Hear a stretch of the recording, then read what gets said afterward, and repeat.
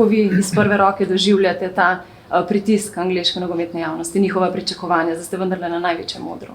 Ne, seveda, je neka drugačna stvar, kot je bila prej, ampak, kot sem že prej omenil, imam ljudi, da mi pri teh stvarih pomagajo, da mi recimo temu pot ne uide, zato ker v vsakem primeru ob vsem dogajanju treba ostati fokusiran, miren, ker drugače te lahko popelje v napačne poti.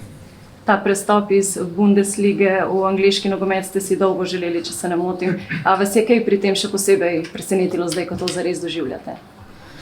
Ne, mislim, sam nivo, bi rekel, od tekem do soigralcev je povečan, definitivno je na koncu največji nivo v nogometu. Ampak se pa zelo veselim zato, ker v vsakem treningu postajam boljši, hitrejši, tudi naprimer razvijene same mentalnosti v treningu ali tekmi.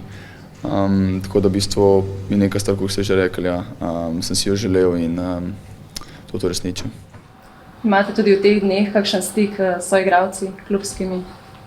Ja, imam seveda z nekaterimi, sploh tudi z samim štabom včasih, da zaradi nekih detaljnih stvari, od prehrane do tako dalje, da se vse ohrani, kakor mora.